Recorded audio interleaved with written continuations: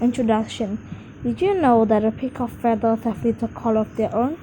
The colors we see come from the shape of the feathers, which causes light to blend and they look colorful.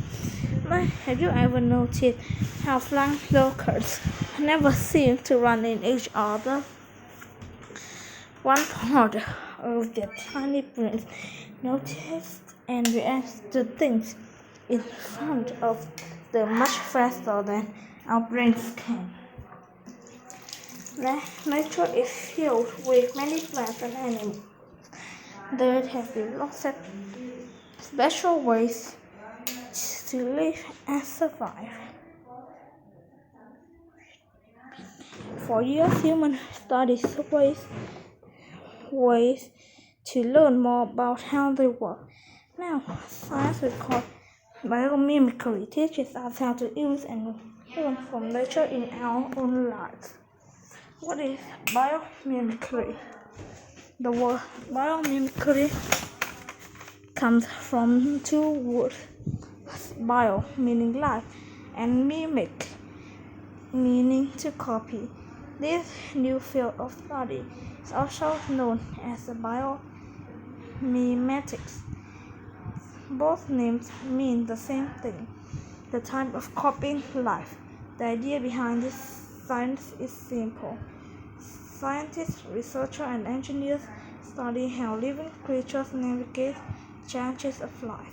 These experts then look at the human challenges that are similar to see if people can adopt the same approaches in dealing with their problems.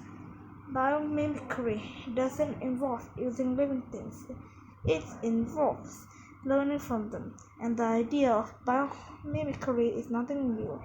People have been turning into nature to solve problems for hundreds of years. What that comes from what? Velcro. A Swiss engineer, Georges Maestro, was on an autumn hike through the meadow with his dog, stick his best fur. Later, he looked at them under a microscope, saw which part of each blur and hair. After his discovery, Maestro invented Velcro, ways temporarily attach two things together using the same method as birds. He designed two pieces of fabric, one with hooks and the other with loops. The hooks catch the loops and hold the bits of fabric together. This system has been used by people at home, work, and even in space. Reflectors travel at the core at night. You may have noticed light reflecting off a plastic bumps lining in 1933.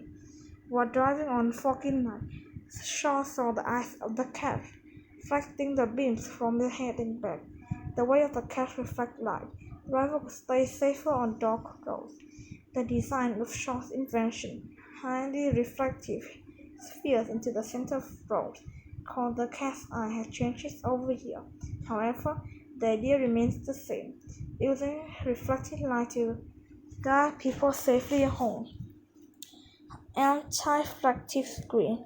While some animals have eyes that reflect light, other animals' eyes absorb light. Moth's eyes, for example, are designed to reduce reflection to keep them from shining and attracting the attention of predators. Researchers copied this design to make computer screens that absorb light and reduce glare. This design helps prevent eye strain people who work or play on computers. Self-cleaning paint and tooth tiles. Lotus plants grow in ponds and rivers. They are surrounded by mud, yet their leaves appear clean most of the time. The secret lies in the leaf surface. Although it looks smooth, it actually has tiny bumps that cause the water to bed off and draw off, carrying bits of dirt and dust with it. Engineers studied lotus leaves and found ways to use this idea in house paint and roof tiles. The paint result every time it rains, the outside of the house with this paint or tiles are clean. Shinkansen train. Japan's Shinkansen train, known as the bullet train, is one of the world's fastest, zipping over the rail at a speed up to 320 kilometers per hour. The train rounded nose, however, created a problem in tunnel. Its shape caused the air pressure to build up the train. When the train left the tunnel, the pressure was released, making a very loud booming sound. To fix this problem, the train designers looked to a small bird called kingfisher. The shape of the kingfisher let it dive for fish without making big splash as it enters the water. The designer thought that if the train nose were the same, it would have the train move through tunnels more smoothly without any pressure built up. The redesigned nose not only solved the nose problem, but it also helped the train run even faster. Swimsuit, shorts and swimming in the ocean since before the time of dinosaurs. Their bodies are well adapted to the moving through the water. Shark fins had tiny group scales to help this animal glide smoothly and quickly. In order to swim faster, competitive swimmers try swimsuits that mimic the design of shark fin. The new suit did help to help as 80% of swimmers who wore those suits at the 2000 Sydney Olympics won medal. Cooling system. Termites are small insects with big appetites. Some kinds of termites build huge mounds in which to live. The mounds in the climate control. No matter how hot it gets outside, the air inside the mound stays cold. The mounds have a complex system to tunnels and rise up out on the top of the mound, while cooler air from the ground enters from below. Engineers designing the Eastgate Central in Zimbabwe copied the termite mound system to help keeping the building comfortable without using costly air conditioning.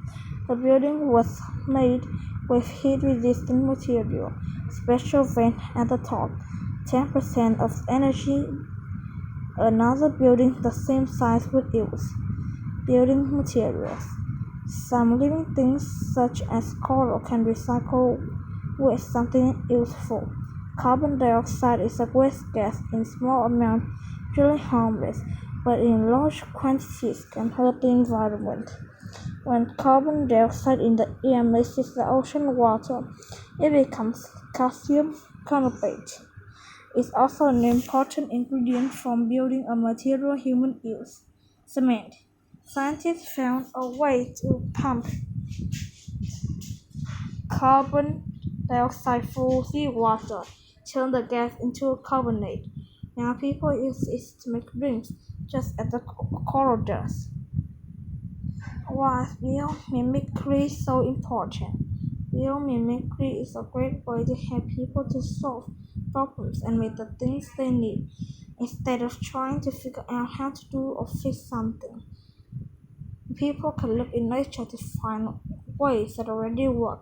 Most of nature's designs are surprisingly simple, easy to imitate, such as suits on a bird or the bumps on a lettuce leaf.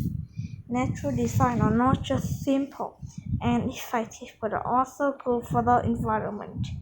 People often forget the impact discarded materials have on other living things. Products are made to last, don't decompose quickly. Many or little use to other living things may in fact harm them. However, in nature, nothing is wasted. Any waste of a resource for another organism. A dead tree, for example, becomes food, shelters, and energy for hundreds of living things. One species' trash is another species' treasure. Everything discarded contributes well-being of the ecosystem. People can take their cue from nature and do their part by careful what resource they use and and consider what happens when they finish. The future of biomimicry. Artificial leaves. Solar panels turn a sunlight into electricity and are considered a cleaner fuel source than fossil fuels. While the panels produce no harmful gases, they are costly to manufacture, making them great waste to product and hard to dispose of safely. Scientists have turned to green plants for a better way to convert sunlight to energy. Green plants use chlorophyll to absorb light, which, when they turn into the mimic how chlorophyll works. These new cells may perform just as the old cell, without the cost and waste. Fish antifreeze. Freezing temperatures can be hard on machines and living things. Chemical antifreeze keep engines and machines running in cold weather. Some kind of ice fish use this natural antifreeze to survive chilly temperatures in Antarctica water. Unlike chemical antifreeze, fish antifreeze does not harm living tissue. Scientists are trying to learn more about the make and natural antifreeze and create safe ways to living tissue and warm healthy. Spider silk. Spider webs are made of sticky silk that is also quite strong. A thread of spider silk is about 3 times as strong as steel thread of the same size. Scientists have analyzed spider silk so that they can create similar material.